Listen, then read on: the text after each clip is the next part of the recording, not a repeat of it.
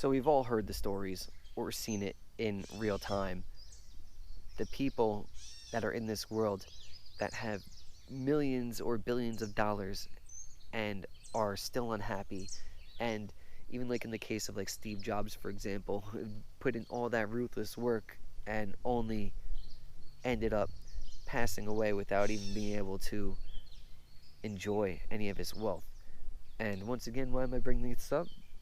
It's because this leads into step 3 of 10 Steps to Living a Better Life by Manly P. Hall, and that is moderate your ambition. You see, ambition is a beautiful thing. It can get you out of the throes of poverty, and it could get you to do something that you never thought possible and get you just further in life. It could help you and generations of people that come after you. One, because either you make technological things, or you start a movement, or even just on a small scale with your family, you having ambition put a nice nest egg in your family's pocket, so to say, bank account, so that better your next generations after you can live better than you did. Not only just because of money, but because obviously money buys better education and all that stuff. So ambition is a great thing. But just like candy and most things in this world, even air and water, too much of a good thing could be horrible. And Manly P. Hall talks about that. And it's pretty much what I was saying before, is that if you don't moderate your ambition, you are going to strive so hard and become so ruthless and only see your work in everything. Quite literally everything. You go on vacation, and this is the example he brings up. Is say you're like an insurance salesman, right? And you just you make quotes on people's houses or buildings or whatever it is for insurance claims.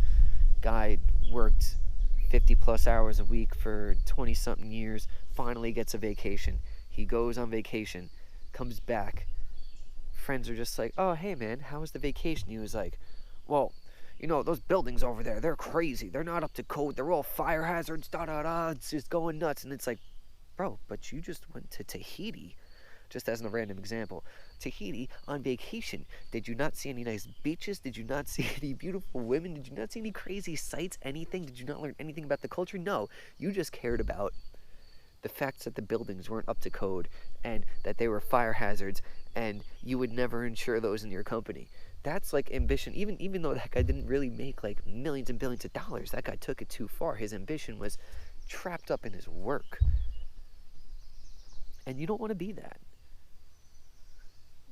There's a reason why, like, they say you gotta stop and smell the roses sometimes, or I mean, even like Ferris Bueller's Day Off, like that one saying that everyone says, the quote, where it's life moves by pretty fast. If you don't stop and see it, it'll pass you by. However it goes, it's definitely not spot on, but that's why people say that.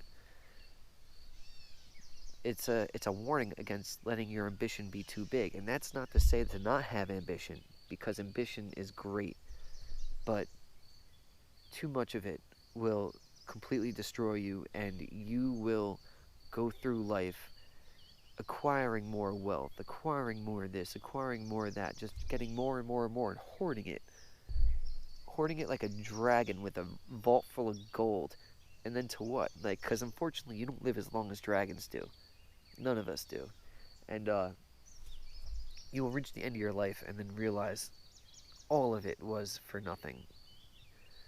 You traded the most dear moments in life for monetary gain that you're not going to be able to take with you to the next plane anyways.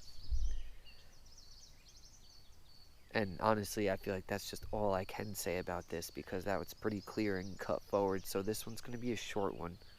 For those of you who don't know who I am, my name is Brendan.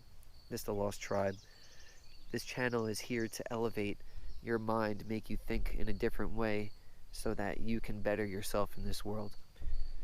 If you enjoy this content, please hit that like button. I apologize for the stuffiness. The wildfire in Canada is blowing all its smoke over here. It seems like a wasteland, and it literally clogged up my nose. There you go. See, you can't even breathe. But if you like this content, please consider hitting that like button. Leave a comment down below about any of this, and as a matter of fact, if you have a example of too much ambition, leave that down below. If you also have any ideas for me to do in the future, please leave that below. Subscribe to the channel if you want to get more content like this. Push the notification button, da-ding, ba-da-doom, you'll get it right quick. And also, if you want to support the channel, obviously subscribe and do all that stuff, and I'll get monetized at some point.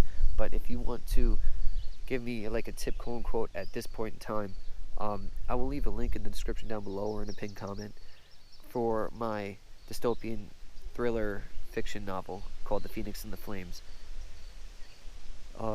It is available on Amazon in 3 different types of media: ebook, audiobook, and paperback copy. And it is an easy way for you to allow me to make more videos like this and to also get added value out of it.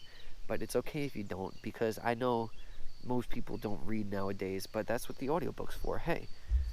And it's going to be a series, so if you're into reading and you like dystopian thrillers, and this book takes place in a time and a universe whose past is very much like our current present. So if that interests you, go check it out.